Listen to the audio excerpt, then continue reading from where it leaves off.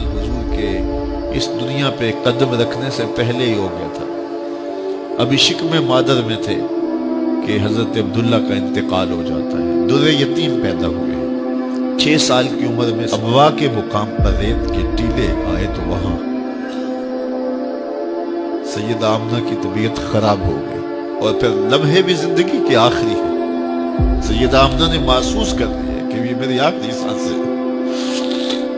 سیدہ پاک نے حضور کے سر پہ ہاتھ رکھا اور روتے ہوئے کہا کہ بیٹا ہر نئی چیز نے پرانا ہو جانا ہے، ہر باقی نے فنا ہو جانا ہے. میں بھی جا رہی ہوں. وَذِكْرَ بَاق وَوَلَدْتُ طُهْرًا، لیکن میرا ذکر نہیں مٹے گا، اس لیے کہ تیرے جیسا ستھرا بیٹا چھوڑ کے جا رہے ہیں.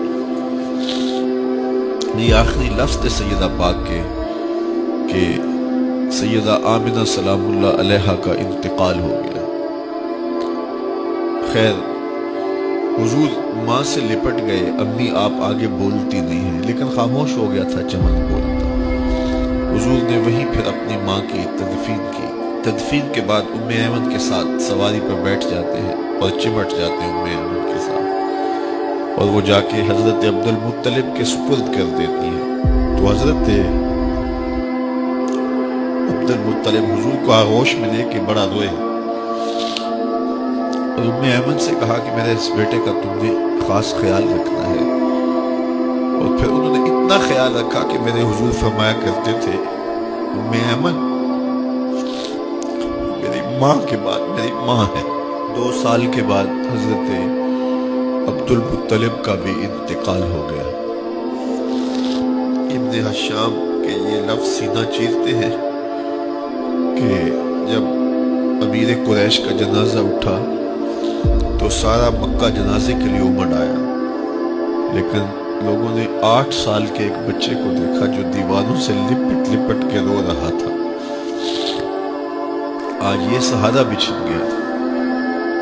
پھر چچا کی کفالت میں آئے. پھر ایک وقت آیا کہ وہ بھی اس دنیا کو چھوڑ گئے، اور اسی سال حضور کی اہلیہ کا انتقال بھی ہوا، اور اس سال کا نام عام الحزن، دکھوں کا سال رکھا. اہل مکہ نے جو سلوک کیا وہ کسی سے بھی مخفی نہیں ہے. پتھر مارے، گڑھے کھودے، کانٹے بچھائے، اجریاں ڈالی، اپنے گھروں کے کوڑے لا کے حضور کے گھر کے سامنے رکھ دیے.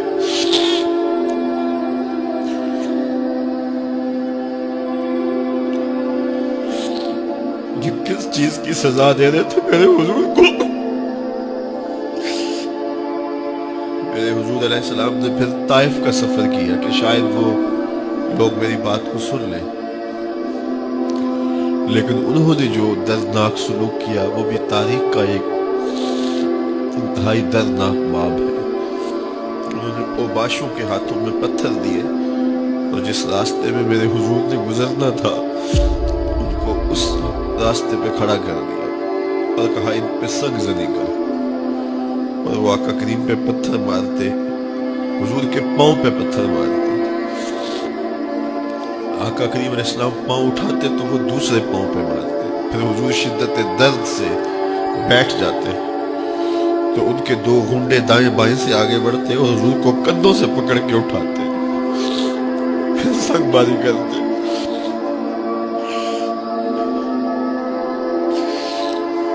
نالین حضور کے خون سے بھر گئے.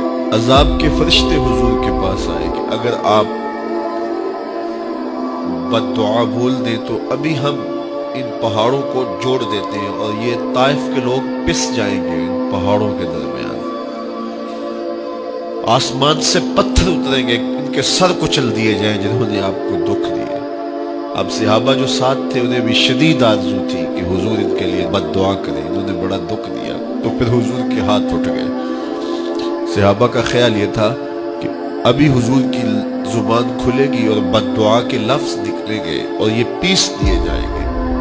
لیکن جب وہ لب کھلے، وہ پتلی پتلی گلے قدس کی پتیاں، وہ لب ہائے دور جب کھلے تو لفظ کیا تھے؟ اے اللہ میری قوم کو ہدایت دے. یہ مجھے جانتی نہیں، اور کہا کہ مجھے ان کی نسلوں سے ایمان کی